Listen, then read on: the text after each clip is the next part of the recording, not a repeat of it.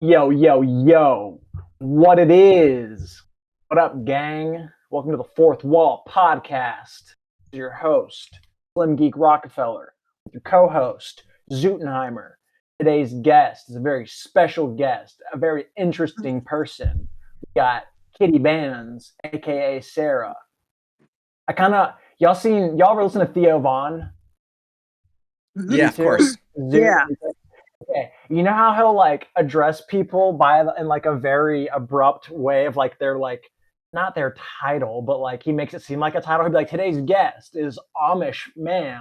Yeah, like, Amish a garbage man. I don't know if I should like. I don't mean to think by this, but I really wanted to be like, today's guest is transgender drug addict. It's like I'm not trying to make that your entire. No, you're all right. Title or identity, but that would be some Theo Vaughn shit right there. Anyways, dude, yeah, sorry if that was awkward. I don't really think it is. You seem to be you're a really different individual.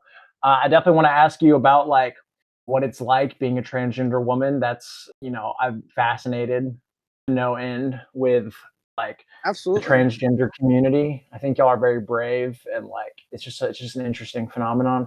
But also this is what we do on the Fourth Wall, talk about freaking drugs, man.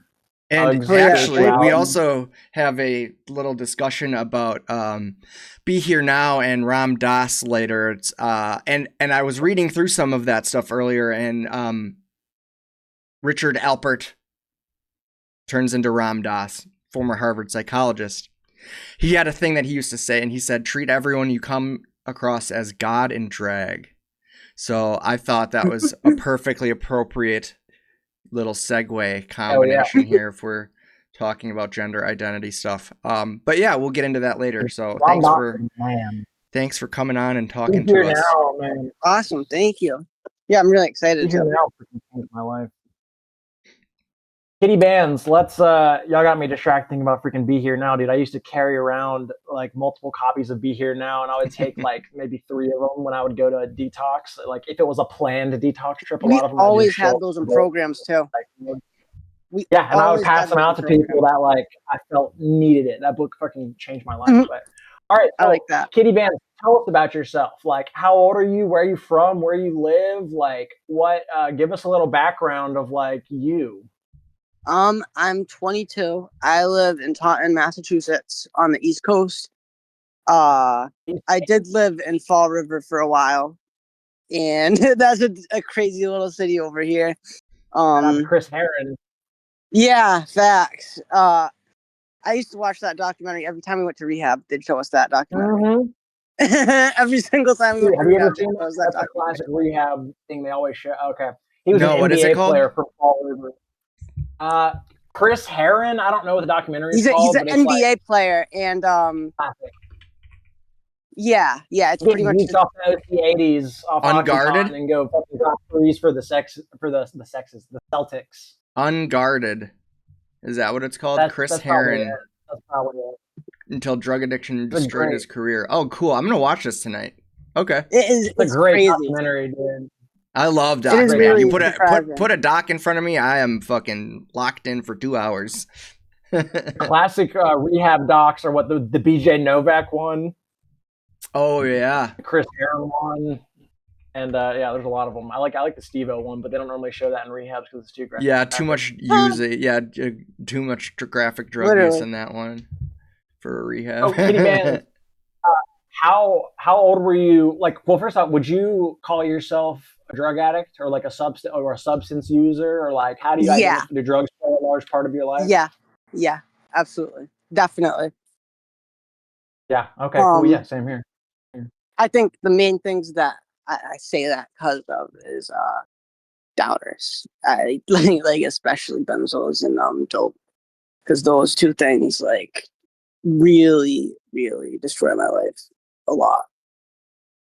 You're 22, so by the time you got into dope, like, was it mainly fentanyl at that point, or are you able to get like old school ECP, East Coast powder up there, like real heroin? I only got real stuff. Okay, hell yeah.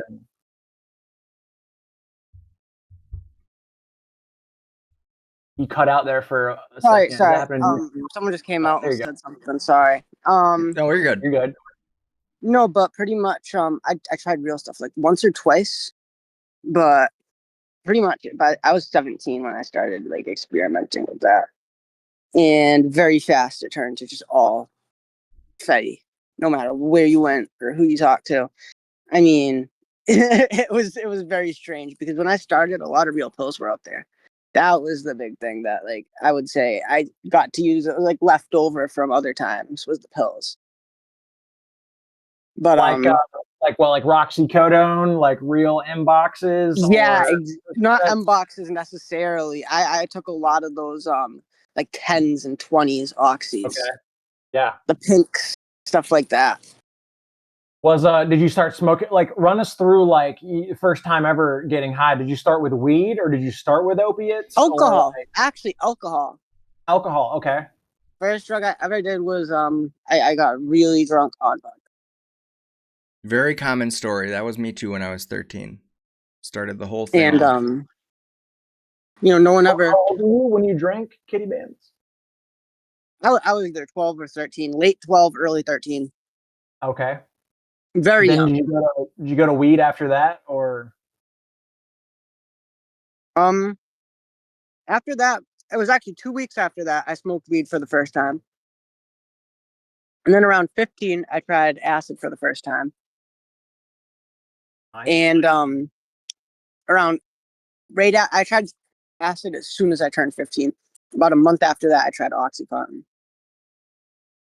Very nice. And then like probably 6 months after that was Xanax. 15's pretty young for acid. That's when I did acid for the first time. It's pretty young, I would say. I mean, it was when I did it for my 18th birthday, and that fucking rocked my world at 18. I can't imagine what it's like doing it when you have the worldview and understanding of a 15-year-old.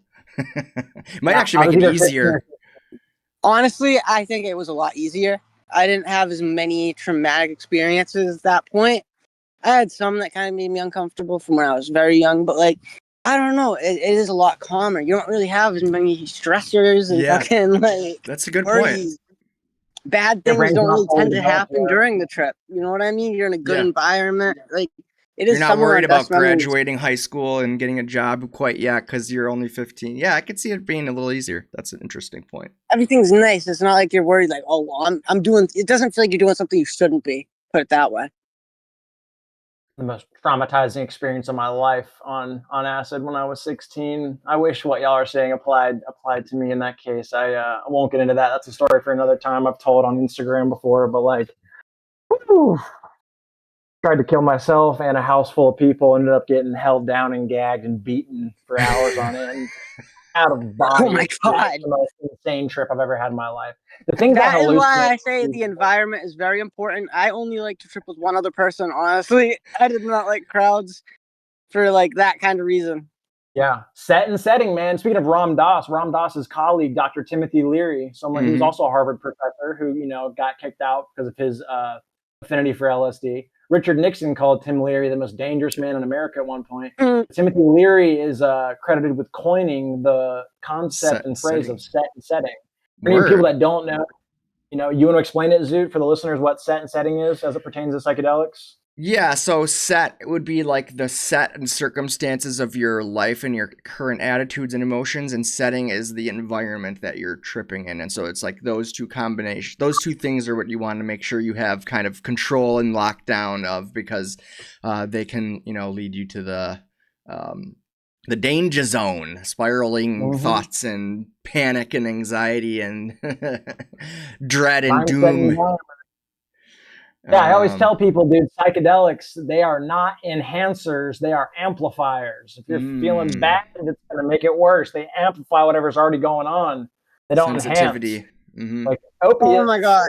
I mean, for me, I had a lot of experiences where I like realized I was kind of trans with acid, which is like, it was freaky at that time. I didn't like that. I'll be honest. I was going to ask that, like, did drugs play a role in you transitioning or knowing you were trans? Can you kind of tell us about that? Is it like, tell us about that. I mean, it's more like when you get in that headspace, you kind of always think about yourself, like, as if you were able to fucking be a girl. So once you're like in that position, like in that headspace, it is kind of weird because that thought kind of forces itself in. So had you had those thoughts prior to that, or was that something that Yeah, just you definitely. was open? Okay, so you were so it wasn't like you were opened up to that thought. It was that it was allowing you to honestly face the thoughts that you had already previously been thinking about and feeling through yourself through. Okay, interesting. Yeah, I could see that definitely being a strong, enhancer of like when I've done LSD, I've been faced with whatever emotions I have or thoughts and feelings going on, and having to face them truthfully and honestly as well. So I would imagine that applies to gender identity just as much. So, What age did you know you were trans, and like how did that when did you like come out, and when did you like was there ever any back and forth like maybe I am, maybe I'm not, and then like kind of walk us through that? I know we talked about it a bit earlier, but now that we're recording, kind of repeat some of that if you don't mind. Yeah. Honestly, it was a lot more when I was like probably like more when I started to like grow facial hair and stuff like that I got like uncomfortable with it for the first time. It was when I was like really young. And I think like that's really the time when like the earliest someone can notice it, in my opinion. I think before that it's really kind of more benign. It's more like just different interests and stuff. But it's not something that like bothers you. For me it was like a very depressive kind of experience. When puberty came around, you were like, Yeah, and it's like like just the male changes in your body, and you were like, nah, bro, this ain't it. This is not me. yeah, exactly. I felt like someone that wasn't me. It was really weird. It was like somewhat dissociative. Hmm. So you felt very weird. You know what I mean? Yeah. When did you come out to were your parents the first people you came out to, or did you bounce it off some friends first? Friends. Or Oh my god, definitely online friends. A long time before, like online friends. Probably like soon after I was 12 or did you find 13. a supportive community in that? Was it like Twitter or Yeah. Instagram, or are we talking like iFunny Discord, comments, I or bet. like Oh my god, like Tumblr pick groups, like pick Kick groups. groups? kick Okay. group? Interesting. I've never met anyone that was like, oh, I hang out on Kick in groups. It's mostly people are like Discord. Like, it used to be on Discord, or like No, still this is are, like but middle school though. This is oh, like when I'm young, like 8th grade. interesting. Okay. Huh. Times were different. You know what I mean? It was Yeah. Yeah, very, I very remember back crazy. then people would be asking for people's kicks back in middle Interesting. school. I remember I'm too old Upper to Ridge know Farm that remembers. about that. That's interesting. Huh. Um, when did you come out to your parents? When I was around like 18, 19. Nice. And we talked about this a little bit, but can you kind of repeat, like, were they supportive? Were they super against it? Like, how did they take the news? And if they were supportive, like, to what extent? Like, and do they understand it? Like, They're supportive, but they're not more like understanding. They're older, so it's understandable. It's not something like I'm gonna force on them or anything like that. You know what I mean? But at least it's They not love yeah, like me. a tension situation. They support you, but maybe they don't fully get it. Yeah, exactly. And like Gotcha. you said, it is attention for me because I don't want a lot of attention on me because of that stuff. I don't like to kind of, you know what I mean? I'm Yeah, not you just like want to a exist, attention right? craving person, so I try to just kind of do my own thing, and I'm not going to be overly confronting about that unless someone's trying to be offensive to me. If they have positive intentions and like they're not really attacking me, doesn't matter. that's what's up. That's a very chill, that's a very, like, Buddhist almost approach to it.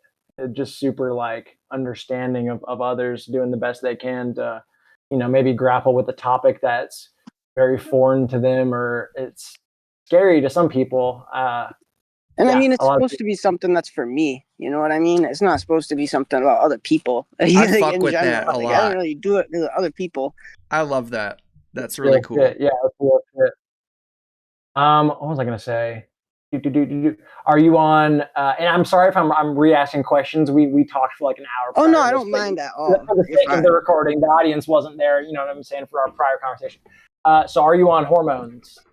Yeah, I take 1.5 milligrams of estradiol twice a day and 100 milligrams of progesterone. And what is the difference in those? Is one like an estrogen enhancer and the other is like a Yeah, testosterone yeah. blocker? The Or second is like, like just like a secondary hormone kind of, okay, and you don't have to start it till like a year in.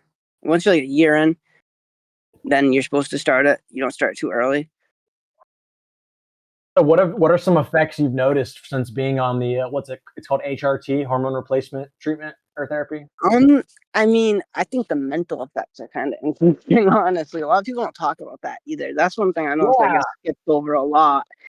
Um, I find that it did make my mood a lot better, and I felt like I could cry, and I couldn't cry before, which is weird, really weird.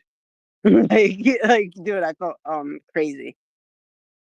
I was like, Interesting. whoa. It felt good though. It felt really nice. You were more in tune with your emotions, Yeah, definitely. or and it allowed emotions that were previously like blocked or muted to surface, let themselves be known. Yeah, and it's kind of it's very relieving because I think a lot of times like you don't know what's bothering you, and I feel like I realized a lot of exactly what it was that bothered me instead of just We having like, and I feel like a lot of anger turns into more like sadness. That is Hmm. one we very strange thing. You don't get as we angry. we touched on testosterone a little bit, I think, maybe in a previous discussion, and how much that contributes to like your ability to problem solve and to like, like, so it is like crazy how much those hormones are involved. People think more about like emotions or mood and like the And sexual actually, like, organ side of speaking things, but of that, because of that, I was like reading about all that stuff, and that's why I only take estrogen and no blocker. Most people take a blocker with it, but I didn't want to do that because I felt like it's unnatural to kind of suppress it that much to the point where it's like zero. sure. Nice. Yeah, So so you wanted did to you add find that estrogen. I was gonna say, Go ahead, Zoot. did you find that there was like a logical mental component to like the way you think, or was it mostly just emotional, that the effects of the hormones? There, I think you are a lot more emotional over logic. Definitely. Sure. Interesting. That's interesting I stuff don't right mind it there. though. Honestly, I don't mind it. I think each has their merit. Did it change the way that recreational substances impacted you? Did you notice a difference in getting high once you got on Oh hormones? yeah, yeah. I definitely before I was a lot more aggressive and like uh imposing. I feel like a lot of me felt very insecure, so I tried to be more like manly and shit. Mm. Get in fights when I'm high, bullshit like that. I stopped doing that. Once I felt like I didn't need Yeah, to compensate in that way. I was a very insecure person before I transitioned. I always felt like something was wrong with me, and I felt like I didn't like sports. I just didn't like anything associated with like masculinity. And I don't know. It wasn't even like clothes for me. I don't. I still wear a lot of men's clothes. I enjoy men's fashion a lot, and for me, it's just comfortable. It's what I grew up wearing. I like it, but it was a lot more just like the things I wanted to do and like the people I wanted to hang out with. Something like widely that's super interesting. more by other kids at that time. You know what I mean? Yeah. Yeah, no, that makes sense. So, you have is it your fiance? Yeah. And is a coke dealer. We can get into that later. I don't know if he still is or not. Don't want to put a blast his spot like that or anything, but I want to get into some of the crazier adventures y'all have had together. Like you mentioned earlier, someone getting stabbed while you were in a crack house and your fucking aunt getting carted out, like crazy shit we'll get into. But and Oh like yeah. this Yeah. may Absolutely. this may be a Absolutely. dumb question, but I'm like curious. So were you attracted to guys before you transitioned? Like would you have Yeah, identified that as was like really like gay? And that now was you're a something that straight happened. trans woman? That happened like as soon as I've always been bisexual though. Okay. I would say I really am like I'm way in favor of men though. But I have dated women and I like them. I love the girls I dated, you know what I mean? I wouldn't say I was just doing it to do it. I definitely had emotions behind it and enjoyed my time. You know what I mean? Some people Before you are like, transitioned? when I was with girls, yeah, and I wasn't Yeah. trans yet at that time, but I still enjoyed it. You know what I mean? It wasn't something that I felt uncomfortable with, but I definitely realized when I was like 13, I started getting feelings for a guy for the first time. It was crazy. It was like weird, definitely strange. And you were like, oh, this is it. Like that girl Oh stuff. I was like, yeah, and I was like, now I get the real thing.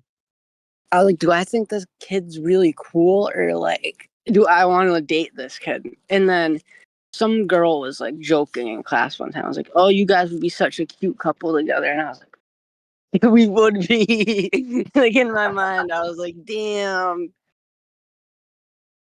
But how'd you meet the guy you're with now? Was it through drugs that brought you guys together? No, it was actually a friend I had that I knew a while ago. That I knew him. Okay. And she just invited me over to the house one day and he was there. And yeah, we kind of just got along really well. All right, cool. Let's get into some of the crazy drug shit. So you gave us the timeline of how you got when you started trying drugs. When did you know you were addicted, and when were you in the lifestyle for sure where you're like, all right, like I'm getting high every day to get away from dope sickness, whether it was from benzos or opiates, or like when were you like in the thick of it? Once I started messing with Xanax, that was when it was like, whoa, whoa. At first, it was just the stuff that would happen when I was on it was so bad. I would get locked up, fucking like crazy, just terrible things happening to me. And What are some of the craziest shit or like gnarliest situations that Xanax sort of got you into or brought upon you? so I got caught at school with a bunch of Xanax and a knife, and me and a few other people I sold it to overdosed. I got sent away for a year because of that. Interesting. You were a juvenile, so you got sent away by like the state or by your To like one of parents? those Utah style programs. One of the wilderness like boot camps for Yes, sir. troubled teens. Yep. Oh Yep. man. Oh man. I used to work at one of those. It was yeah. It Beyond fucking traumatic. Beyond bad traumatic. places. Yeah. Changed We me tried to for the utter worst. what was some of the crazy shit that happened there? Tell us about the Utah program. So the program rules were pretty much you have to ask to stand, ask to sit, ask to step through doorways. When you talk, you have to say, "Can you hear me?" to blank. Like with you, would be like, "You hear me?" to Luke, and the staff would be like, "Yeah." And then I could be like, "Hey, how you doing?" And no private conversations. You gotta And then check to make you would sure have to they're say, "Can you hearing hear me?" you. to Sarah, and then they'd be like, "Yeah." Oh, how are And you? then you can respond. Oh my They gosh. had to monitor every word you said. Otherwise, they would do what's called SR, and that is basically hard labor. So they give you like Like blank hours of SR, 6 hours of SR, 5 hours of SR. Go do SR, service reflection, what were some of the service reflection activities you got sentenced to saw do? logs, fucking rake leaves, break the ice in the winter, just whatever miscellaneous. They didn't have like a campus like lawn service or whatever. They had us. You know what I mean? They got the indentured servant We teens. were the Hell yeah. landscapers. We were the Y'all were the landscapers. service. Holy shit. We had to cook for Well, everyone. There were no chefs or anything. We cooked everything. did you guys do any like hiking or like camping or anything like that? Yeah, we did. But honestly, and the thing is, when you're there for that long, you try to find a lot of positives in it. But getting out, I look back at it, and it's so hard to be like, that was fun. Because there's just this overwhelming connotation of dread surrounding it. Like, yeah, we would do a little fun activity, but you're being forced to do that activity at the threat of bodily harm. Like, you know what I mean? It's kind of just at the point Yeah. where it's like, okay, well, it's hard to forget that that's a part of it. And you're uprooted from your life and everything you know, basically, and sent away to this like very strict setting run by Very adults. rural environment. It just feels like nothing you have ever experienced before that point. You You mean any crazy kids there? Anybody who you're like, yo, like I got issues, but like this guy's fucked. There was one kid I will never forget that was there for jerking off. No, Like, he gooned his way into fucking jail. He gooned his way into rehab, and he would go to the porta potty for hours. Hours. He would go to the porta potty for. Oh, I'm sure he did. The staff would have to knock on the door and be like, "You got to get out of the bathroom." Did he get caught like wanking it at school or in public? And he would obsess over getting these wet wipes so he could use it as lube. He would beg the staff for these wet wipes, dude. It was so fucking funny. It was beyond funny. And his name was Matthew. And if you called him Matt, he would look back at you and say, "Phew, phew, phew." You gotta add the few. Phew, phew, phew.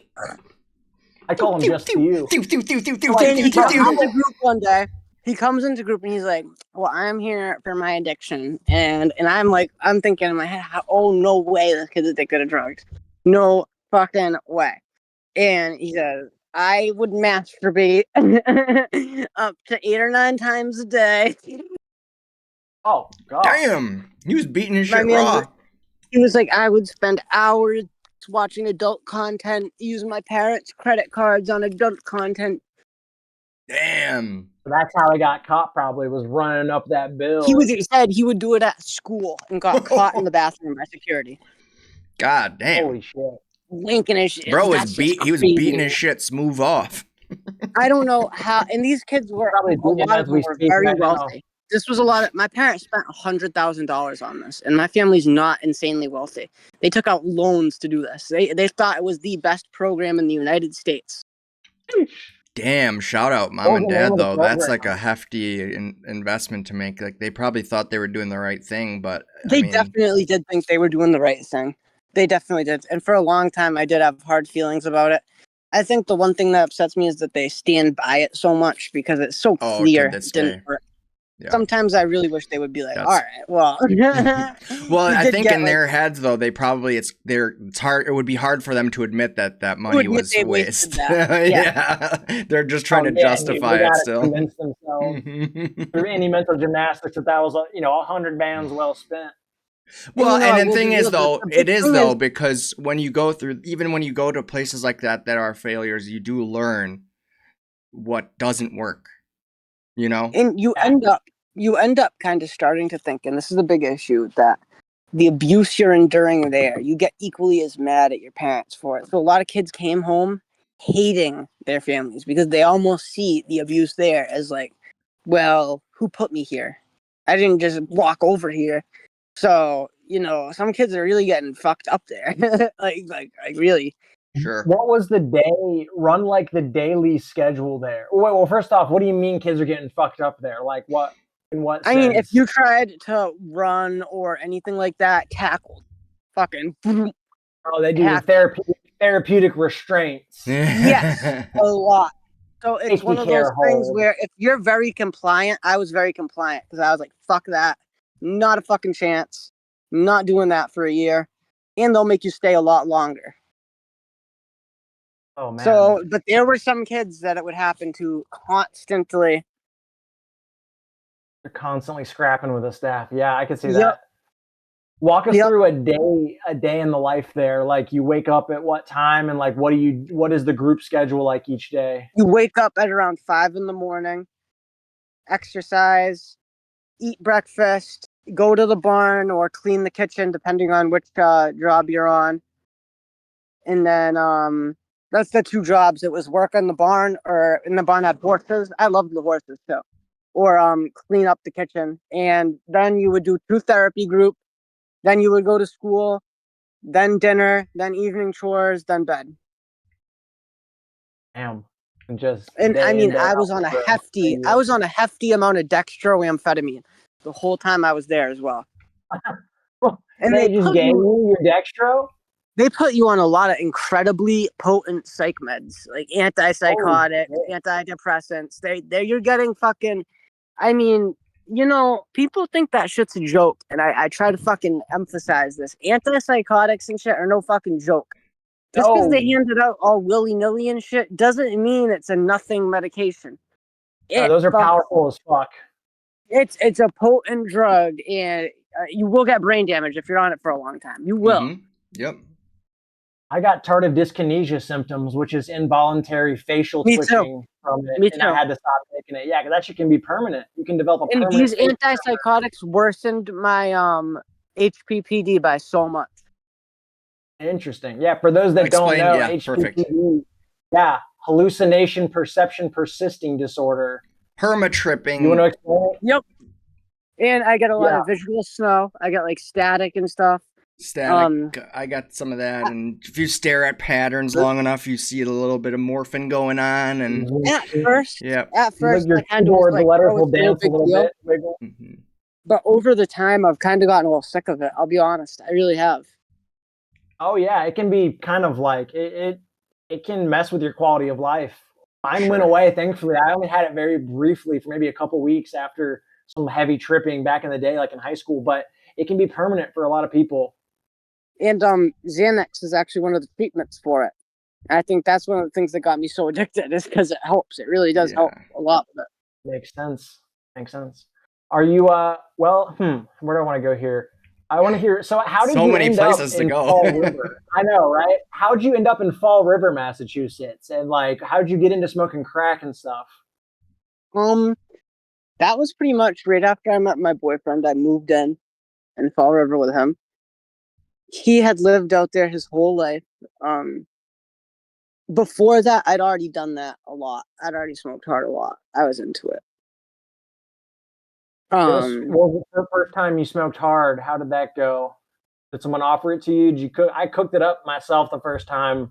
No, I got it as I was offered it like that. I loved it, but it wasn't really like I didn't do anything stupid. I just remember, whoa, this is what's up. Did someone offer it to you? Is that how you got it the first time? Yeah. And your boyfriend, sorry, go ahead. For a while, I did it very far apart, and then eventually I started doing it daily. I was really getting down with that shit. Yep. And let me tell you, out of everything, that has one of the most violent, fucking crazy user bases. I mean, meth heads are the only ones worse, in my opinion. Yeah. Meth heads or tweakers are fucking. They are fucked. The dealers in that world are very tough. The fucking people in that world are very tough. It's a crazy fucking environment to be in. I mean, you're level. I mean, the reason we had to leave is because we got raided by the Fall River gang unit, looking for a gun and a few ounces of coke, and they were like hours late. You'd already served. Well, your boy had already served work. and they came in with a warrant. They kicked the doors in. I was asleep. They kicked in every door in the whole apartment building. Whoa! What? Yep. And they had us all because they were probably thinking maybe you were stashing it in another unit or something. Is that the? They were checking the basement because I'm not gonna say whether or not it was there, but I mean I'm just gonna say that point. They had a point. There was a reason. Okay. Someone gave them the drop on something. Damn. So they kick in. How many people are living? So was your we're not going to say his face or not going to say his name. Doesn't his face on here. You can answer or not answer. Like, was your boyfriend the one like they were kind of after, like serving the shit? No, we actually had a much, much, much bigger plug that he was friends with staying there. That was a blood, and he was crazy. He's awesome though, absolute fucking legend. I love that dude. People were living in the spot. It was you, the blood kingpin, your boyfriend? There were times when it was like 8 people there. Classic crack house. And everyone's kind of getting down on different shit, or were you all like just cracked out? All cracked out. Walk us through a day in that house and in that environment. So like you wake up, smoke some crack. For the time this guy lived there, I mean, literally, it was like, wake up. He asked you to do something. He would have us do everything for him. I mean, like, he wants something clean. He's awesome in the sense that he really found everyone's talent and had them use it. And he viewed us all as people. And I'll always really appreciate that because I was in a very depressed spot when he got there. And I'm not going to lie, bro, he made me a lot happier as a person being around that kind of energy. Hell yeah. And he A did wholesome treat me crack equal. Crack dealer with a heart of gold. It's a Lifetime movie. On God, man. And that's really what I love about dealing with like the Puerto Ricans, especially, is they have a lot of like family values and shit. Dude, no bullshit. No I think bullshit. everyone can learn from that they have a lot of family values. No cap. Yes.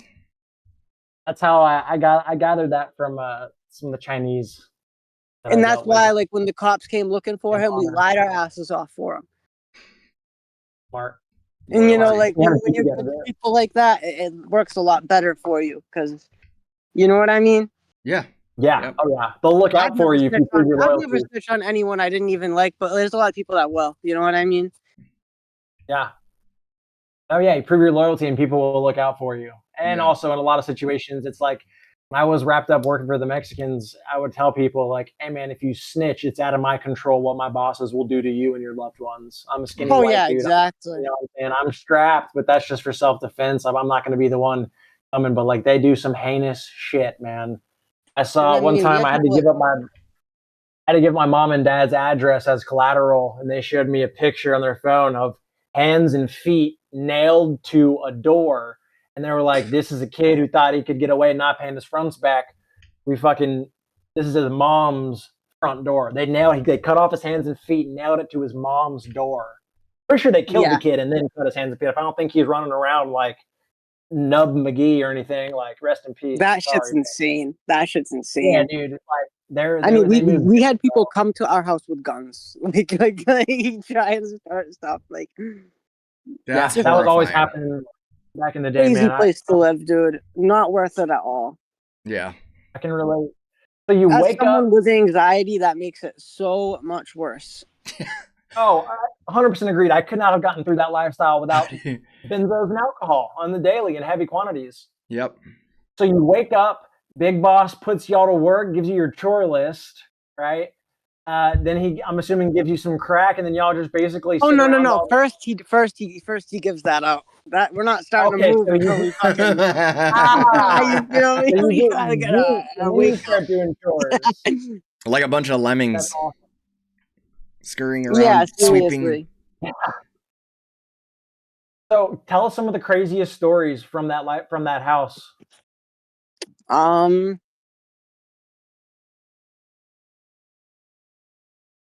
mean, I would. Yeah.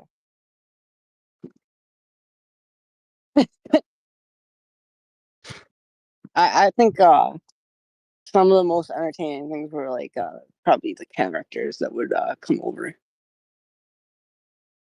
Give us some descriptions on that. Elaborate, if you will.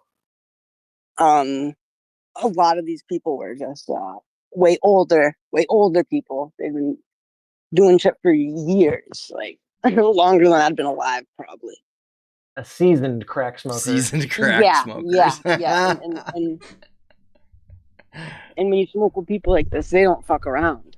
There's all these like rules and customs and it's fun. It's fun. It's a crazy thing to see, but it's also like you don't want to really fuck it up because it'll go bad. I know what you're talking about because there was a guy that I happened to partake with one time, and he was a homeless dude, and I would drive him around, and then like he would have the plug on speed dial or whatever, and I could never find him, but sometimes I would drive, and then I would find the guy, and we would hang out and drink beer like out on at the bus stop together.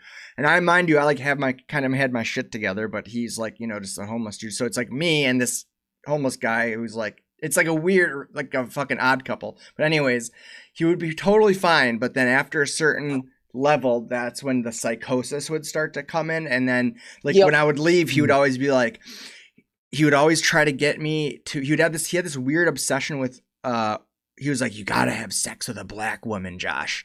You gotta have sex with a black woman. She's gotta wear red panties. You gotta do that, man. Trust me. And he would always say that to me. Like weird, they have these weird things they become obsessed with. And Extensions. I'll always remember that guy because like he's like one of the quintessential seasoned crackheads you're talking about. There was You know? one guy was obsessed that he was a Navy SEAL and he was involved in all these like special operations and shit. And it was nuts. And it was like these people just weren't there in the head. And these people they spend all day every day getting high. It's their only occupation. Yeah. So Yeah. all of you won't see them a lot is because they don't need you. Like they have it down pat. I find it so amazing how these people are able to survive in that environment and actually manage to keep getting money to fund their addiction. It's nuts to me. It's insane. Dude, if you think about it, like, imagine if they had put all that effort into just like stashing that money away. How rich a crackhead could be the richest person in the world if they were to just do that and put the money instead. They can find money in a pit of nothingness. Yeah, they'll find it. Dude, I've got some gnarly experiences with the crackheads down here in Atlanta. It's like exactly kind of what y'all are talking about. There's this dude named Scarface that just kind of spoke in gibberish, and he had like a huge scar running down his face, and he was scary, man. He was alarming.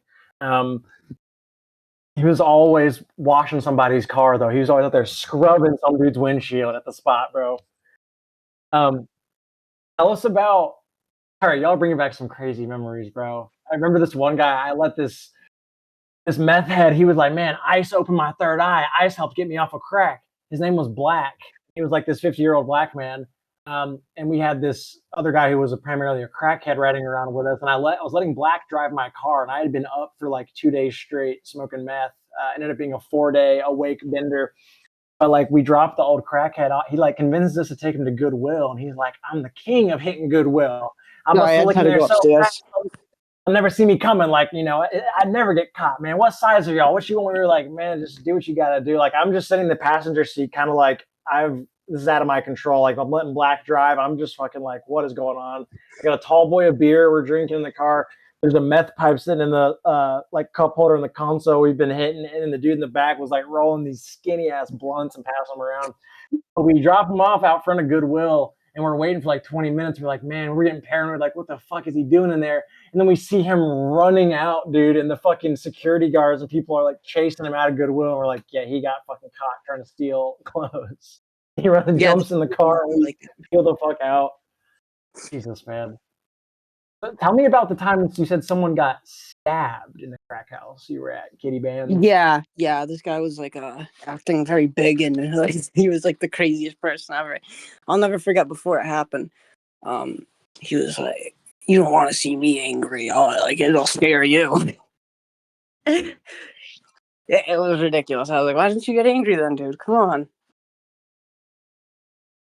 Oh but yeah, he was kind of just being argumentative with everyone, and then he had and this is the dumbest thing he could do. He got with the dude's girl that was like the muscle for the plug, which is nuts, crazy. Was that the catalyst? That was he bragging like, "Yeah, fuck your bitch," or like, did the dude? Oh no. He was terrified and just. The guy just heard about that, pulled him into the living room, and just right in the side.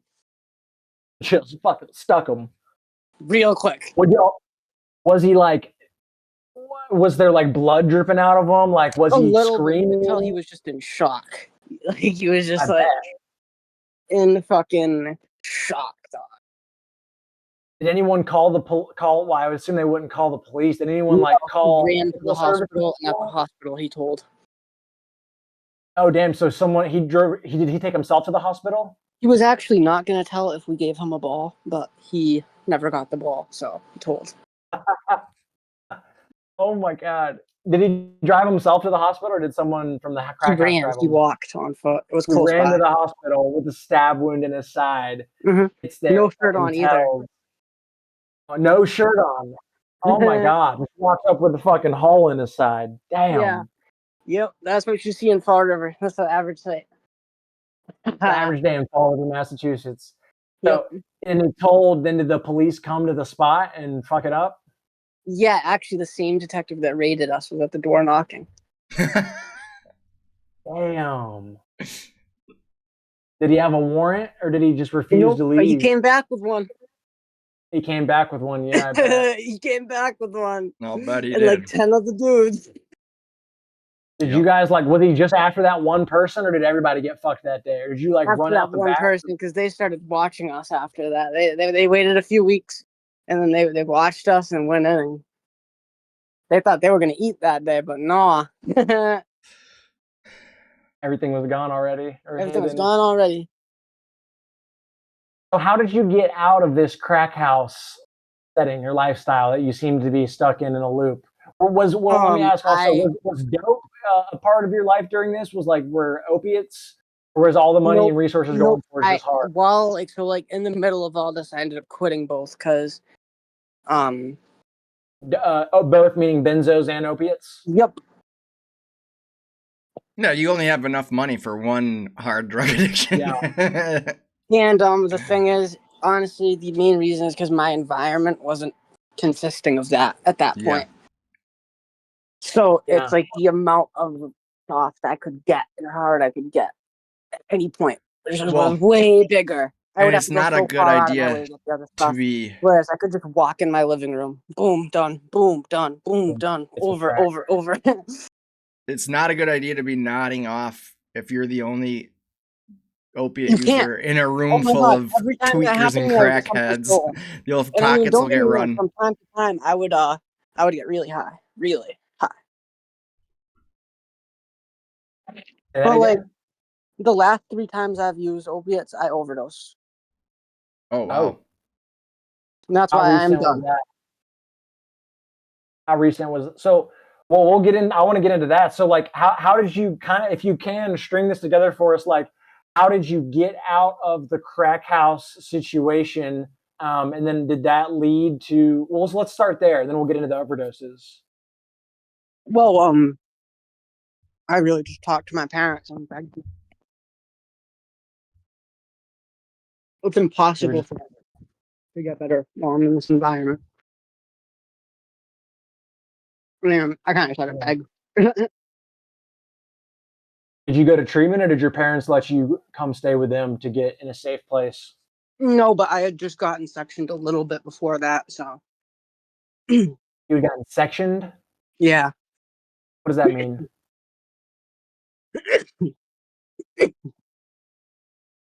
What does being sectioned mean? Bless you. Oh, so in Massachusetts, a section 15 is when they like the 5150, 1017, or 1013. But the Massachusetts version.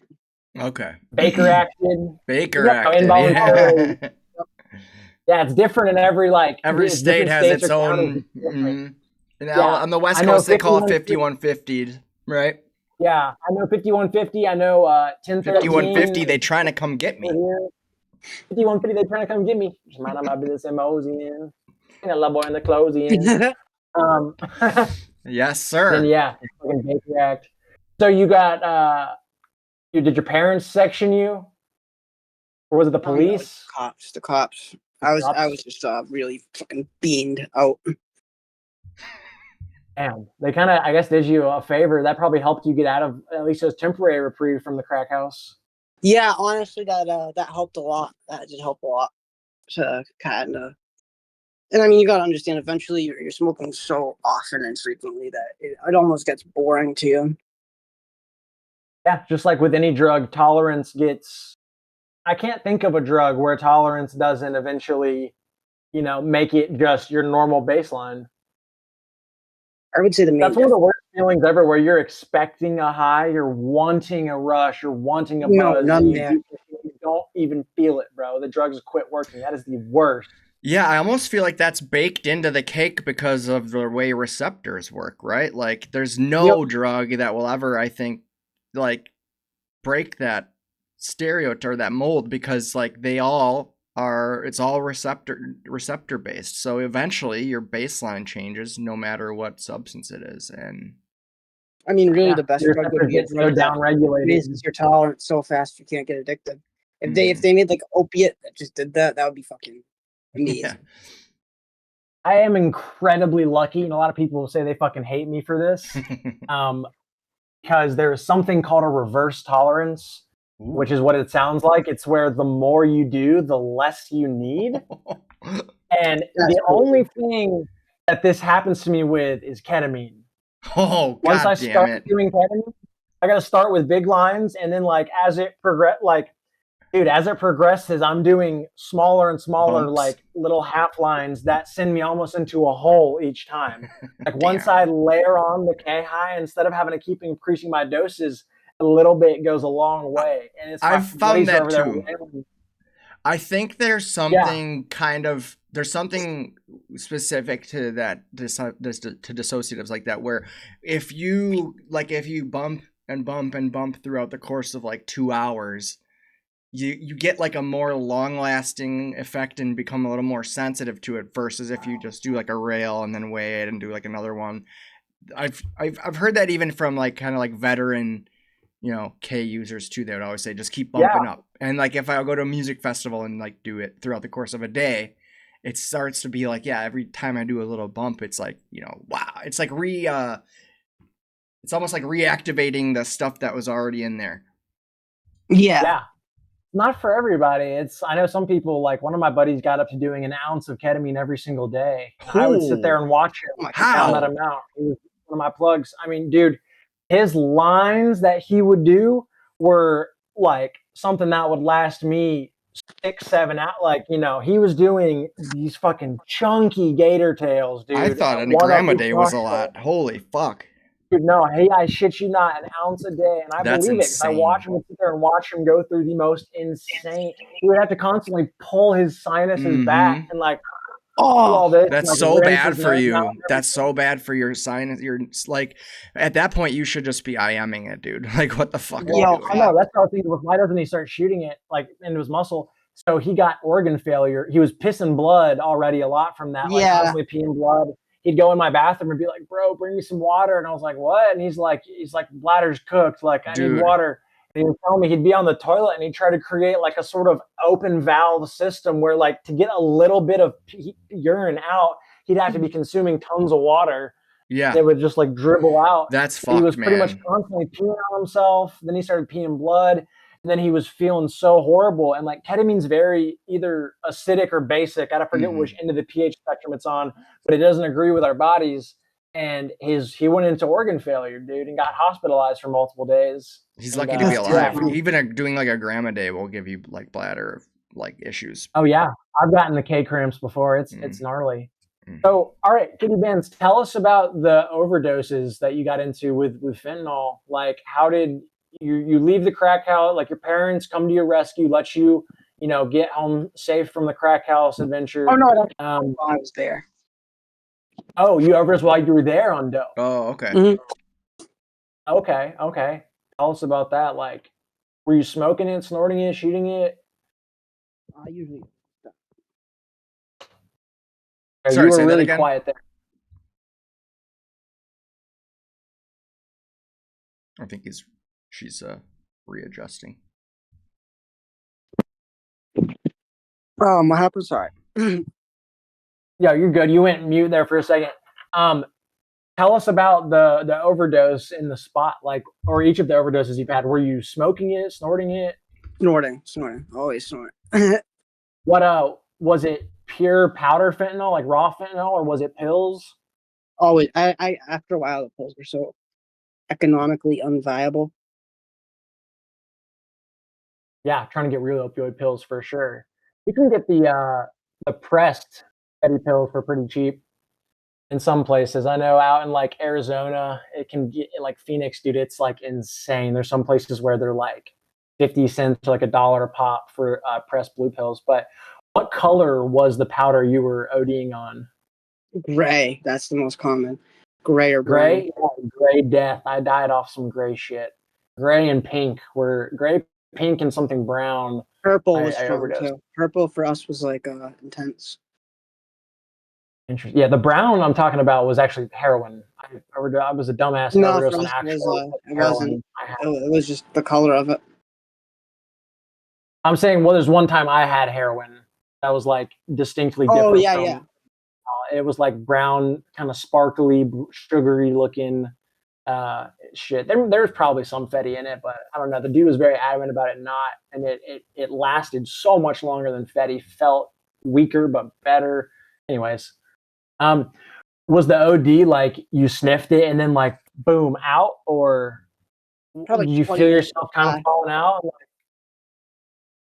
20 No, minutes sorry, went by, and then I just woke up on the ground being Narcan. did someone in Terrible. a crack house Narcan you, or they call the paramedics? I was actually on the street, Oh, like right outside. damn. So that was the first time. You said you overdosed 3 times? Oh, in recent time, it's really been like 18 times. Seriously, it's been an insane amount of times. Damn. What were some of but you said the most 3 recent ones are the ones that made you want to kind of put it down forever. Yeah, because I went into a coma all 3 times. Can you tell us about that? Were you on the street? Were you at home with your parents? Like, give us all the details with that.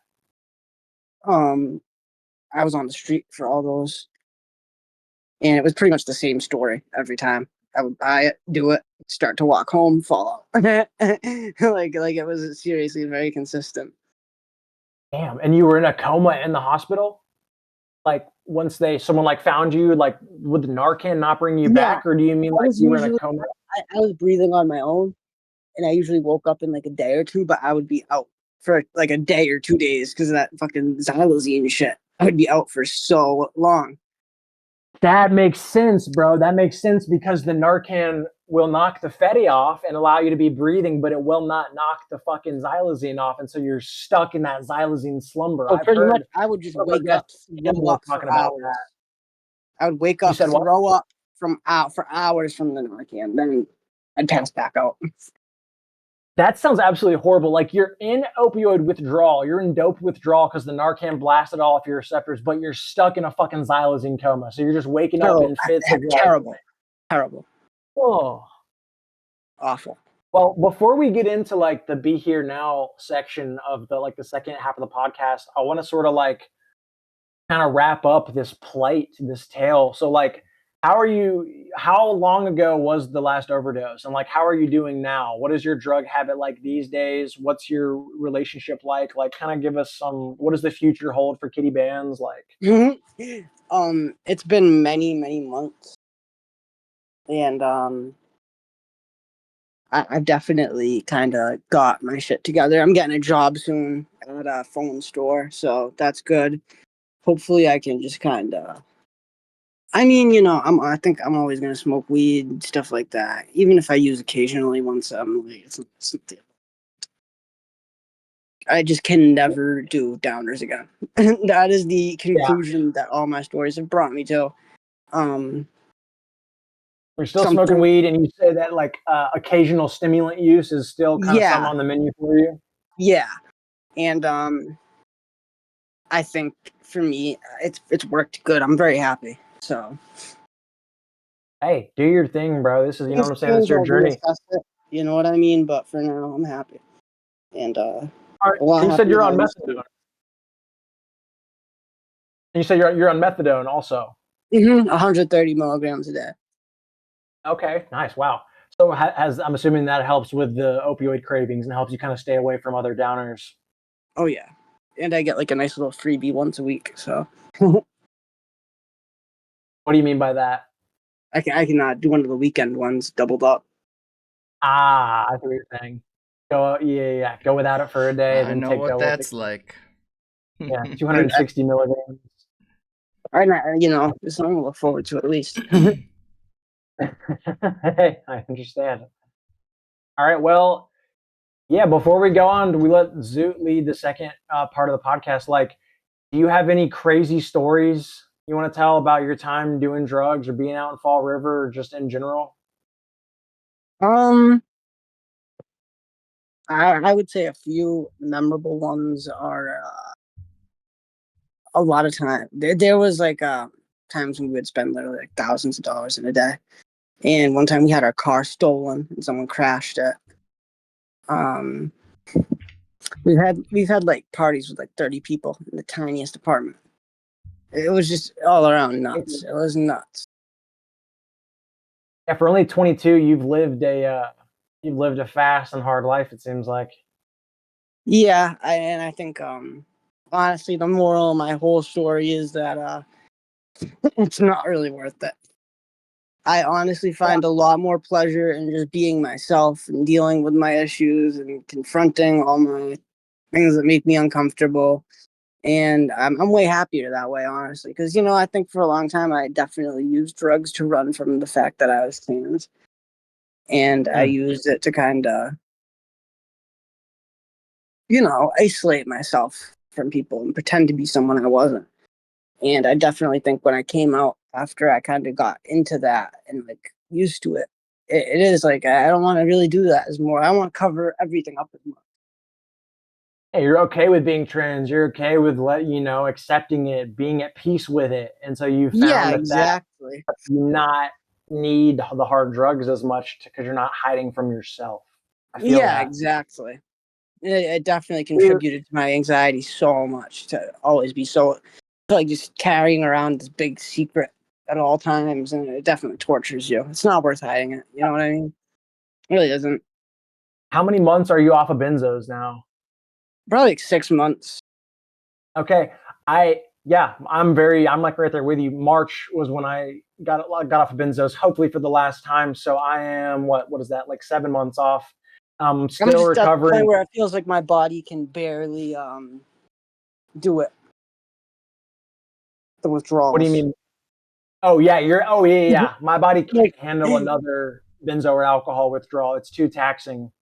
it's I gotten want to say out there so exhausting for me. It's just so I want to painful. say to you and to anyone out there listening, struggling with benzo specifically, because it's by far the roughest thing I've ever been through, have been the many, many benzo withdrawals I've gone through, how long they lasted. Just, I've been a hardcore benzo addict for, most of my life, most of my adolescent and adult life.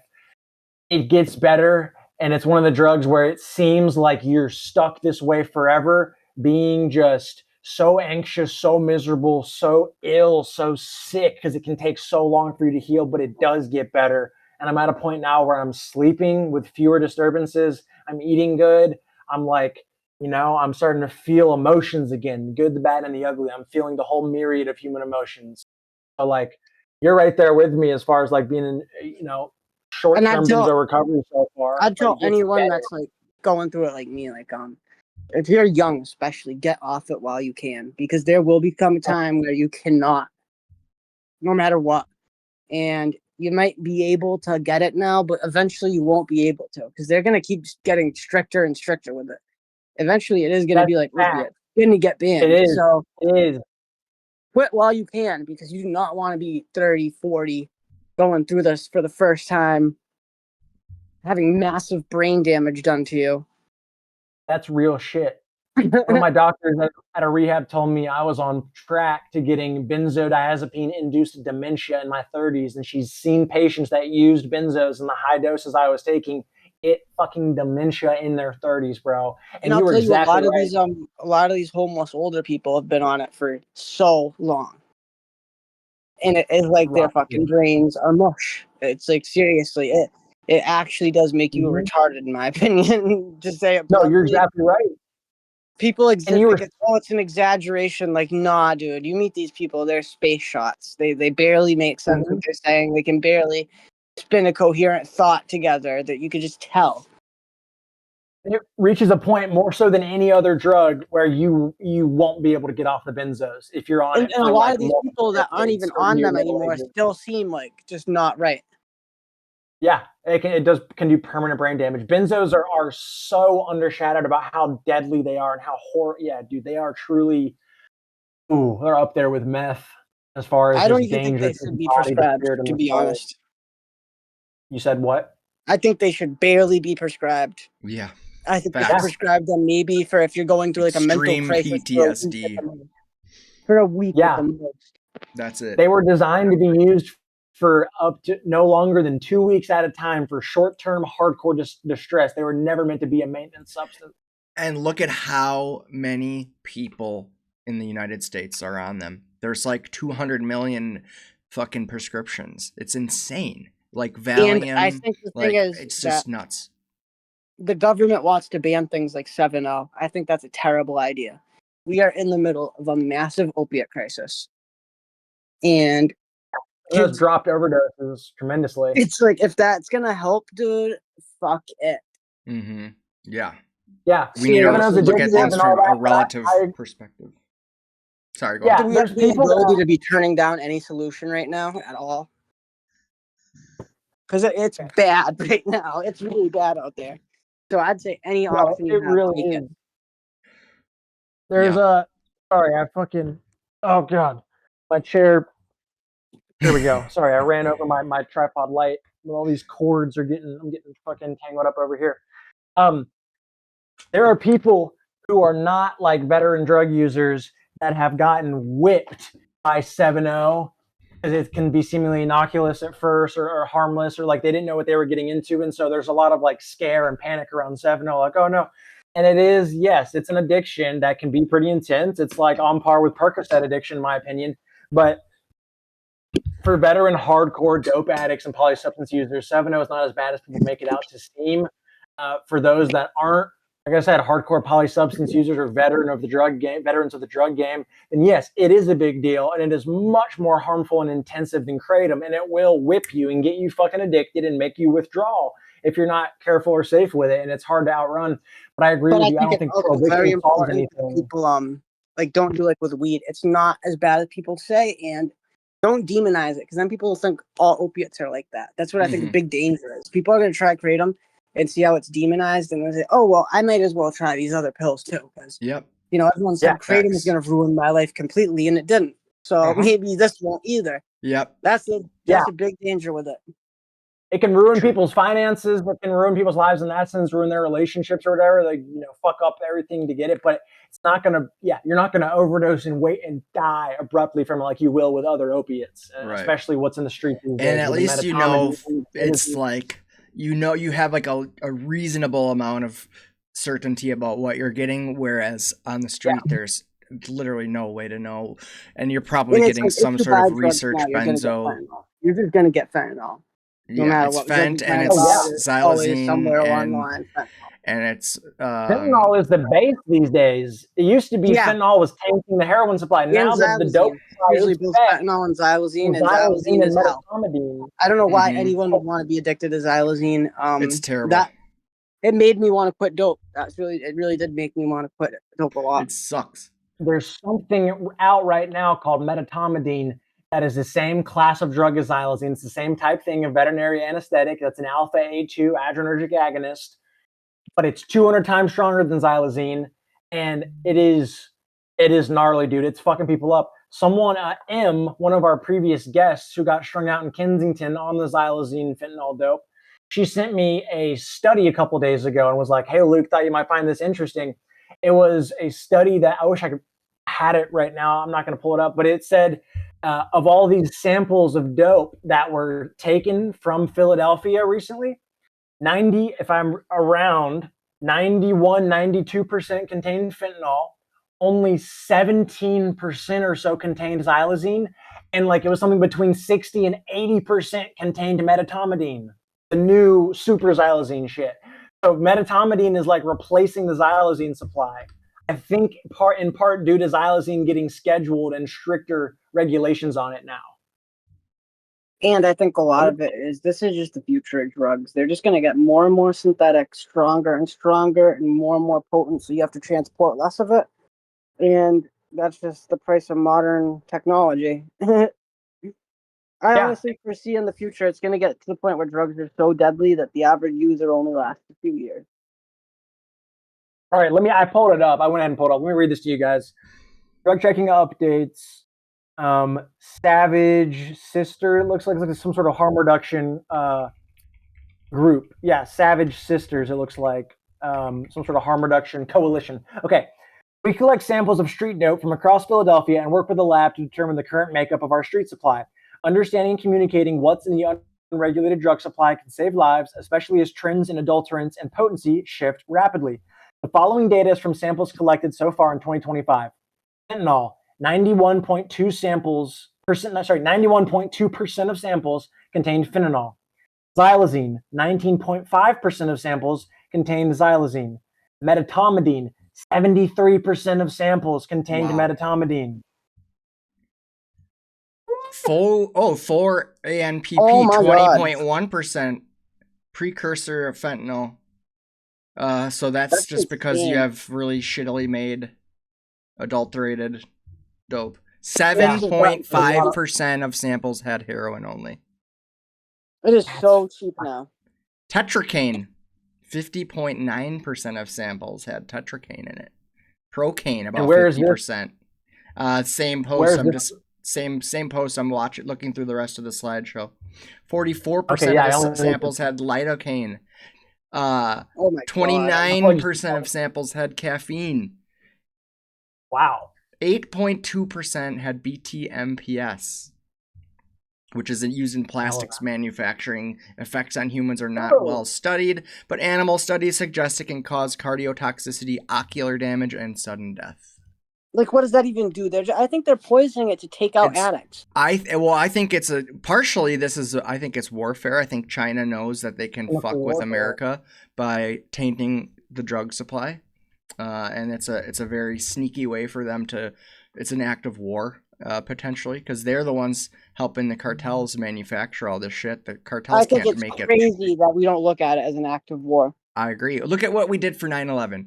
We went to the Middle East for 20 years and spent like $6 trillion because 2,000 people died on 9/11. And I mean, they're killing hundreds of thousands of people every year. Yeah, 100,000 people a year are dying to opioid overdose, and we should have been invaded the cartels and fucking taken them out, and we have the tech to do it. Is I think the Chinese know that it's very intelligent people that got caught up in addiction. But then, yes, it's not. But if that happens, let's say we take them out, like the thing is that the power vacuum would then get filled by someone else. There's always going to be someone willing to legalize opiates. That's the big thing. The issue is the appetite. The appetite is 100% is a problem. I'm just saying. If you take away, sorry. Go ahead. I think personally, this might be a hot take. I think if you take away prohibition, make it all legal, so that way these mafias and cartels aren't the ones running it. Let the fucking government be the one, the cartel in power. At least let them tax it. Make some money off like they do with alcohol, 100%. And tobacco, and gambling. Do that, then it can be regulated, and they can be like. Bro, in some places in Europe, bro, I forget where it is. Like maybe Germany, some other places. I got some followers on Instagram that have messaged me about it and told me about it. They're on it. Up. They have diacetylmorphine, which is what heroin is chemically. They have diacetylmorphine harm reduction maintenance programs. Mm-hmm. They're being on just methadone or Suboxone. They have XR morphine you can get on, and they have legal, pure pharmaceutical grade heroin. They'll give you up to like 1.5 grams or some shit like that a day. And so it's like, I don't understand why in the world they glorify methadone for addiction over other opiates. It's really no different. Well, yeah, methadone. It has to do with the half-life. That's a big part of it. And the addictive lifestyle too. I personally. I see the benefit for legalizing it and doing like the acetylmorphine thing. However, you can't really function like you can on methadone. Like if you're really getting high every day like that, like there are differences. Yes. And it's a more sort of last resort invasive option for people who have failed over and over again. I agree. And just I think we should I'm for just sure. Saying, like, it's a smaller percentage. Like, I think there's always going to be addicts. Some people are going to use drugs no matter what. And I think, instead of giving them metamidine at the hands of cartels, give them pure heroin from the government. And if they're going to want to sit there and do that, 1,000%. I think that's crazy for me to say. But when you look into the harm reduction statistics and people who really know about this shit, it works, dude. Dude, there's one house. There's a Vice documentary. It's called A Wet House or something like that. It's in England. It's one of the only thing of its kind. It's for these people who are just like, they cause such a burden to the state healthcare system. They would not stop drinking. And so they're in this house, like a halfway house, where they're each allotted a certain amount of liquor every day, and they're just all pissed drunk in this halfway house. No and they're gonna way. end up dying there. And some of them are getting wet brain and shit. But it's like they were never gonna stop drinking. They kept getting arrested and found in the street, like having delirium tremens and going to the ICU. Yeah, and they're a burden on society. Some people it's just a very- don't want to get It's your help, choice. you know? If you want to live like that and die, it's your fucking choice. I Yeah, say offer Yeah. people a way to get out, but I agree. you can't Yeah. force someone to get better. and then in the meantime, we need to just be, you know, we need to heal the parts of society that are causing the people to turn out this way to begin with. But, you know, That's the I thing. think You there's need to worry about, multiple like, why does facets. someone want to be like this over being in society? Like, what is making it so agonizing to exist? There's a lot. That Yeah. it's so much better to be Resources, like that. trauma, Yeah. all types of shit. hmm Yeah, Yeah. like no one woke up as a kid and was like, well, maybe one of my old sponsors said he did, but no one kids woke up and be like, hey, I want to grow up and be a fucking dope head. I want to grow up and be a Right. fiend. Like, Yeah. you know, my sponsor, one of my old sponsors in AA told me he did ever since he was like 8 years old. He was like, I want to be a heroin addict when I grow up because he idolized rock stars. And I'm like, hey, Well, shit. well, Zoot, There you is wanna a way slide into- to heal from all of Go these ahead. things. yeah, that's a good segue into Be Here Now. Yeah. So yeah, we thanks for the interview, Kitty Bandz. Oh, absolutely. I had an awesome time. We're gonna transition now to the second segment of our show, which is every week we're gonna start this new thing where we kind of pick a topic and talk about it, do a little deep dive into it, and then, you know, have a discussion. So the first one we're doing today is called Be Here Now, and yeah, we're going to talk a little bit about this. So Richard Alpert is a doctor, a former Harvard teacher. He was born in 1931, and he kind of achieved everything that you can in life. He had a bachelor's from Tufts. He had a master's from Wesleyan, a doctorate from Stanford, all by the age of 30. He was appointed in 4 departments at Harvard. Drove a Mercedes, flew his own airplane, sailed his own boat, and filled his apartment with antiques.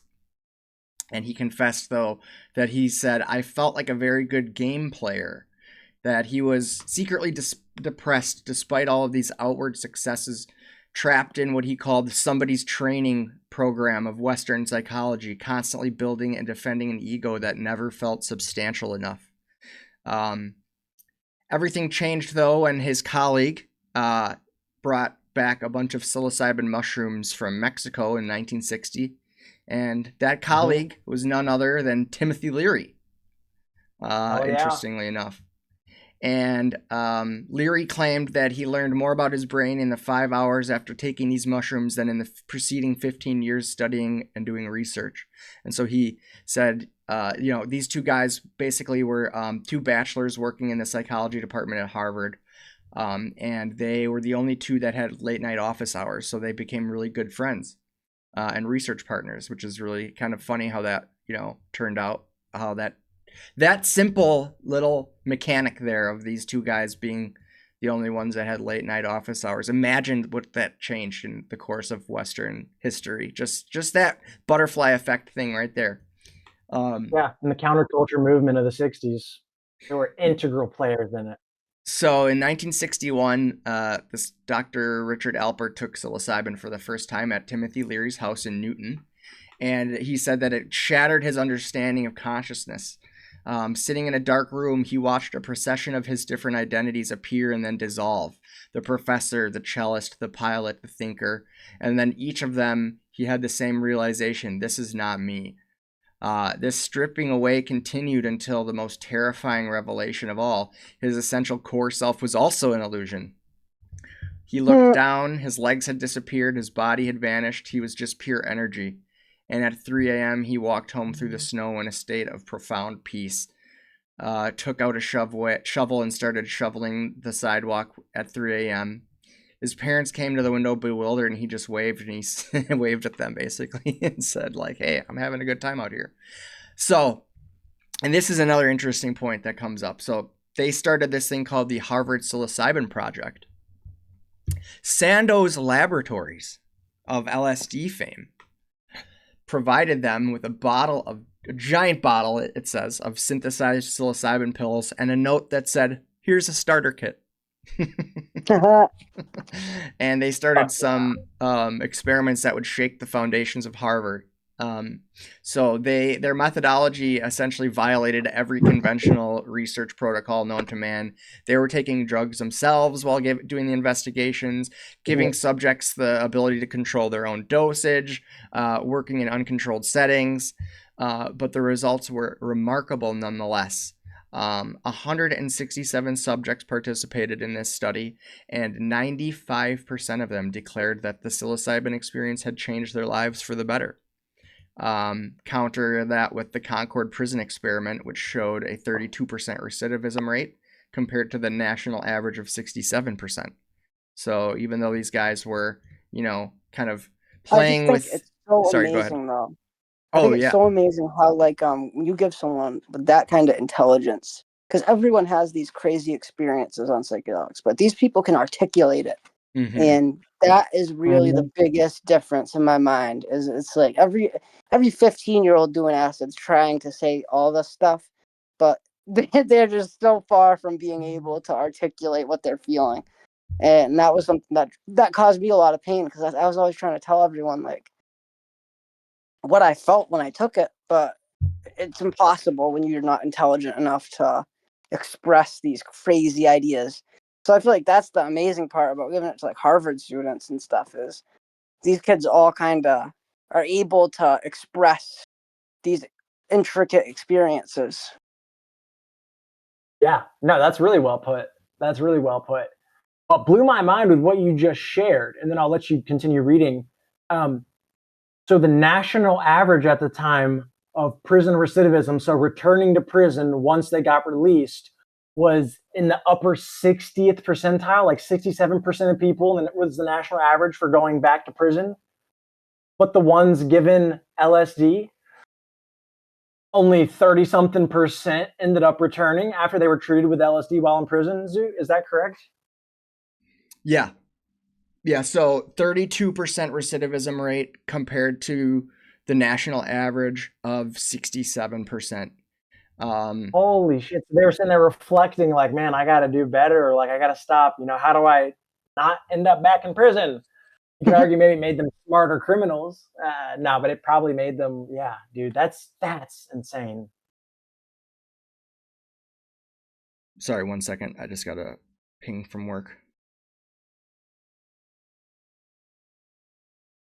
Leary, Ram Dass would give their grad students LSD. That's how they both eventually got removed. They got fired from Harvard because they were giving their students LSD. And Leary apparently was, yeah. Leary was apparently known for kind of pressuring his students. Hey, dude, after class, I got some fire tabs. Yeah, that's literally what they were doing. Also, back then, it was commonly dosed on sugar cubes, I believe, not paper tabs. And the doses, the starting doses back then on like a single sugar cube or piece of like a wafer, they would dose them like wafers and whatnot. It was like 600 to 800 micrograms, opposed to nowadays, like it's like 100 UG per tab. Oh my God. Back then, yeah, they were getting floored on LSD. Yeah, that's amazing. It really is so shocking to look at how that almost kick-started all our technological advances. I really feel like acid did unlock a higher level of thinking for us once it was used like that. Because you look at it in the 60s is really what got the generation that created Apple and all that crazy shit rolling. He's gonna come up.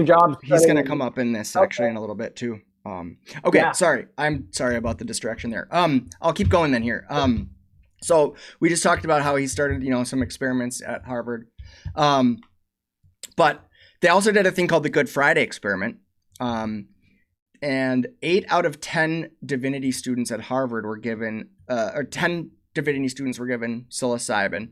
8 of them reported having mystical experiences, while the placebo ones sat sedately in their pews as the others wandered around the chapel muttering, "God is everywhere." By 1963, Harvard had had its limit with Alpert and Leary, though. 2 Harvard students ended up in mental hospitals after consuming psilocybin. The Harvard Crimson, which is their school newspaper, accused Alpert and Leary of promoting recreational drug use.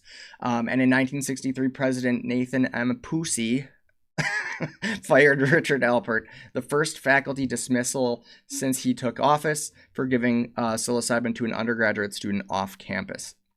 Interesting. So I was like, LSD was the culprit. I didn't realize it was psilocybin. Cool beans.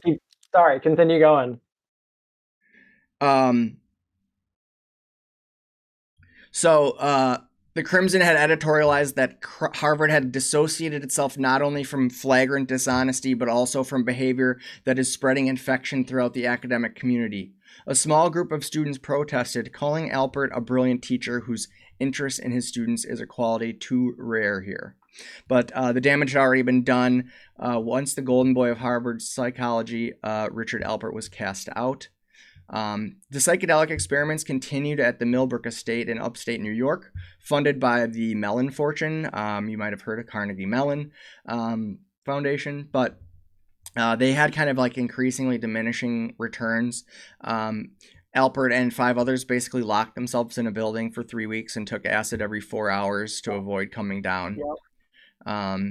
In Be Here Now, later he would write, "What happened in those 3 weeks in that house, no one would ever believe, including us." But they still couldn't sustain this consciousness that they were glimpsing. Later, in a 1966 hearing, Richard Alpert stated matter-of-factly, "I'm one of the people who causes you all the trouble. I have taken LSD 328 times. But by 1967, after his mother's death, facing heat from the government, he felt a deep emptiness that psychedelics could no longer fill. The chemical door had opened, but he couldn't stay in the room. He needed something more." So, Summer of Love, 1967, while Haight-Ashbury is exploding with the hippies, Beatles had just released Sgt. Pepper's Lonely Hearts Club Band, Richard Alpert embarks on a new journey. He said, "Not the most auspicious time for 2 Jewish guys to drive through the Middle East." But the 6-Day War was going on at that point. But he was ready for transformation. He travels through Europe and the Middle East and arrives at Kathmandu, Nepal, where he meets a 6'7" American surfer from Laguna Beach named Bhagavan Das. Bhagavan Das, yes. 23-year-old. The picture of him is insane and Be Here Now. Yeah. 23-year-old. So stepping in that environment of like the Middle East in a war. Yeah. Well, the war was in Palestine, I believe, at the time, was what was going on. I just think that the vibe of that whole area too, architecturally and just the look of it would look very interesting through like the psychedelic viewpoint. Him locking himself in the house, like, I was gonna bring that up when Zoot was on like doing his work text. I was about to say to you, I'm glad he like ended up reading that at all. I always get pumped up when I feel like I'm like about to say something or something's on the docket in my mind that I want to share, and then it gets shared. I'm like, yeah. But the way I always describe it to someone or people when I'm like telling them about this shit is that, you know, the painting where man's finger and God's finger are like this and they're almost touching. That's kind of how I feel like Ram Dass was describing his time locked in that house taking psychedelics to the extreme, and just his experience with psychedelics in general. They could make the fingers almost touch but not quite connect, and when you came down they would be pulled apart again. And so it's like he would reach little glimpses of enlightenment through embarking on these hardcore psychedelic quests and journeys, but then he would come down and it would be like grasping at straws, you know. Like the trips could bring you to almost that point of convening with God, but not quite, and not in a way that was sustainable or able to be articulated once you came down.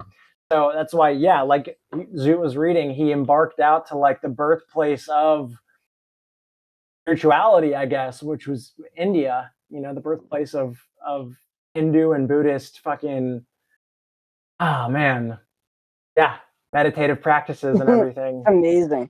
I think it's also I get so pumped up about this. I'm surprised he didn't go insane chasing it like that. I feel like chasing that enlightenment can drive a lot of people insane when you don't take a break from those high doses. Yeah, he escaped with his sanity for sure.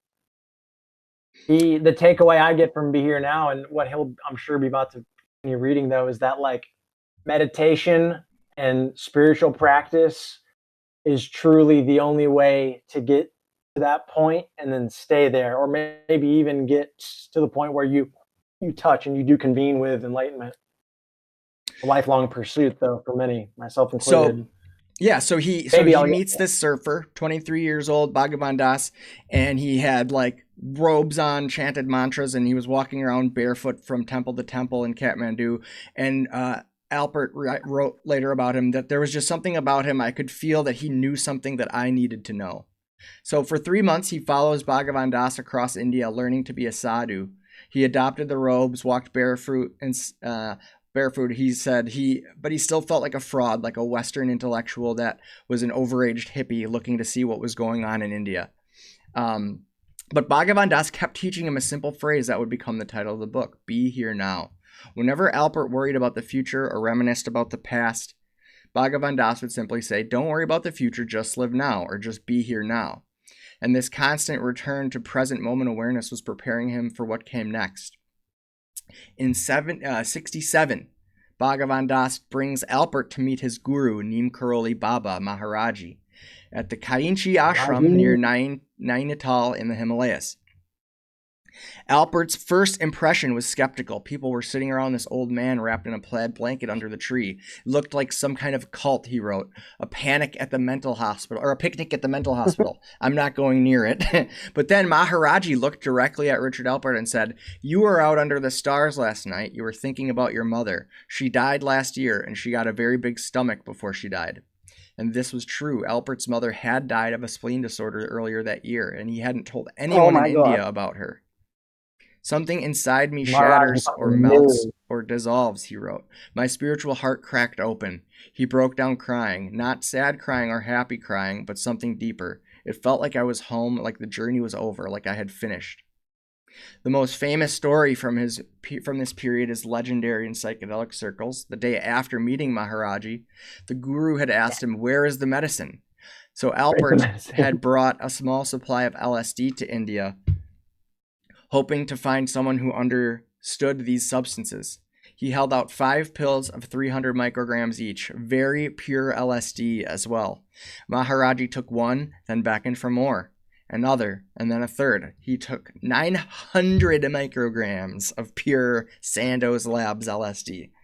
Not a beginner dose. Oh, energy acrobat. It's crazy too that like a heat-seeking reptile seeing it, or like a drug sniffing dog, he sensed the enlightenment medicine was on Ram Dass's person. He knew he had psychedelics on him. He was like, where's the medicine? He's like, I know you've got something on you, bro. He knew he had the shit on him without Ram Dass telling anyone he had LSD with him. I really think there's a kind of telepathic element to hallucinogens, for a fact. Oh, fuck yeah, dude. Oh, yeah. A lot of people report, yes. Oh, wait till you hear what happens when Maharaji takes this Kitty Bandz. You're going to love this. This is one of my favorite stories of all time. Yep. So, he takes those 900 micrograms, throws all of the pills in his mouth very obviously and deliberately, and says, should I take water? It doesn't matter, Alpert says. And then he started yelling for water, and he said, how long will it take to act? Will it make me crazy? And Alpert goes, probably, thinking like, the Neem Karoli Baba is looking at this older guy's wrist, looking at the watch as if to signify, like, when is this going to take effect? And then he started to open his eyes wide and roll them around. He was sticking his mouth out with his tongue hanging out and acting completely crazy. But then an hour later, Maharaji looks at him and goes, do you have anything stronger? He says, those medicines were used in Kulu Valley long ago, but the yogis have lost that knowledge. They were used with fasting. Nobody knows now. But in order to take them with no effect, your mind must be firmly fixed on God. So Maharaji was acting crazy and to fuck with Richard Alpert and make him think, he thought, oh my God, I fucking made this guru guy crazy. They're going to kill me. And he was fucking with him. He didn't feel a fucking thing, dude. Yep. He was already so high. Maharaji was already on the level of enlightenment that the LSD just, it was like water to him. It was the state he was already in. That always blows my fucking gourd wide open. I bet the chemical that they were using was probably LSA or ergot. It's possible. Yeah. Yes. The one he was the one he was referencing that the yogis have been using in ancient times. Yes, I thought the same thing. It's an ergo fungus. Morning glory seed. Yeah. So this was a crucial moment that shaped his life. and the book's message. The psychedelics could open the door, but the same state could be achieved through meditation, and that you could live in that state permanently instead of temporarily. When asked if he should take LSD again, Maharaji told him it should only be used in a place that is cool and peaceful, and you are alone, and that your mind is turned toward God. The path to sustained higher consciousness didn't come from drugs, but from cultivating compassion and focusing on the present moment. Maharaji had given Richard Alpert a new name, Ram Das, which means servant of God, and 3 simple instructions that would guide the rest of his life. Love everyone, serve everyone, and remember God.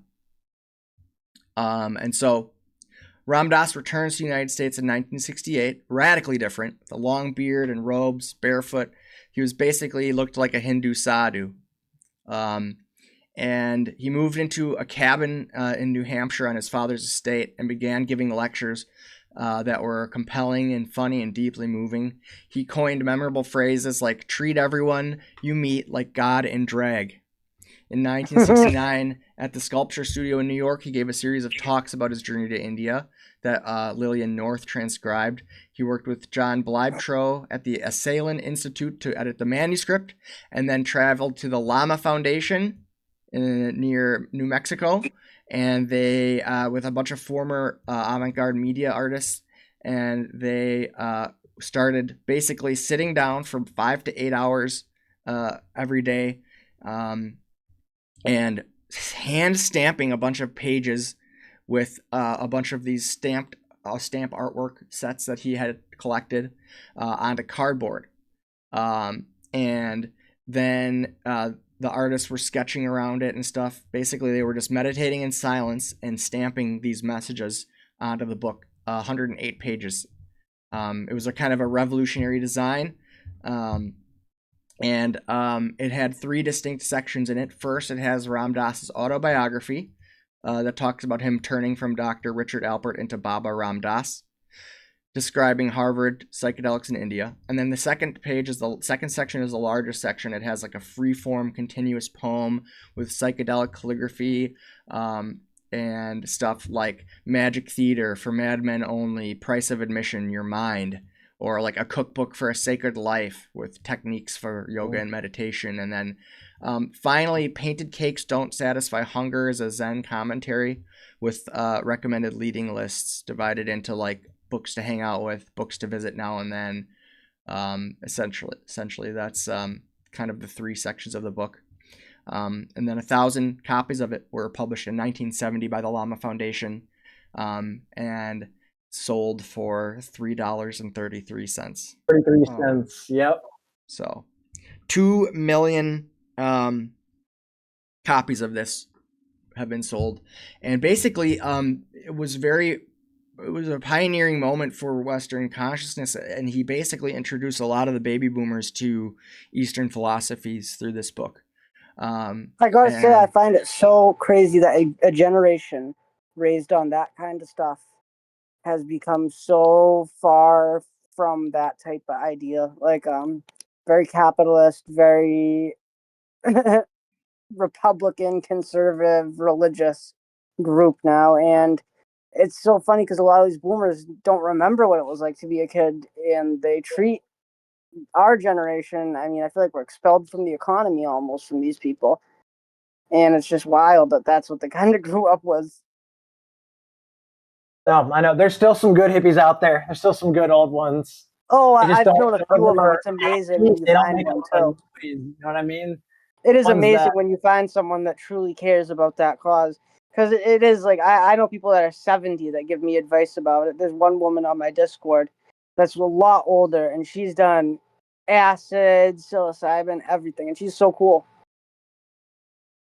I was just looking to see if I had a copy still left. I've gone through so many of them because I'll end up giving it away to someone. I'm like, yo, you got to read this book. It'll change your life. You got to order a copy of it, Kitty Bandz. Be Here Now is what it's called. It's a beautiful, amazing book. All right. The last copy I had, I freaking gave to the homie that was doing an ounce of ketamine a day. Last time I saw him, he went to his trunk and popped it and showed me that he still had it with him. He needed that. Homie needed that. I still have the cover of a copy that someone gave to me That was their first copy that I keep on my wall. Oh God, that's It's just the awesome. cover though. It's not. I love that. Yeah. It's great. Remember, be here now. This is what it's just the best book ever, dude. Yeah, so that's Steve Jobs called it profound, transformative for him and his friends. He traveled to India because he was so influenced by the book and by Ram Dass's. He wanted to go seek Ram Dass's guru, but Maharaji had died already before Jobs arrived there. I never knew that. That's crazy. George Harrison and the Jobs. Beatles wrote a song called "Be Here Now." A lot of self-help people have written, have been influenced by it. But yeah, essentially, like, it talks a lot about teachings about addiction, attachment, and recovery that are kind of relevant. And I think, like, that not only just about, like, how to cope with, like, addiction and stuff, but like living in 2025 in this like post-industrial society where like things seem less and less real, and everything is so chaotic and uncertain. I think that this book just kind of becomes more and more profoundly relevant, like with each passing day. So I highly recommend anyone that hasn't paged through it to get a copy of it and see if there's something in there that speaks to you, because it's it's just like truly a profound piece of art that I think everyone should read once. There's a Be Here Now, the Be Here Now Network, or Be Here Now Foundation. They have a podcast hosted by Raghu Marcus, I think is his name, one of Ram Dass's old friends, still alive. Ram Dass died of a stroke back in 2020, I believe, early 2020.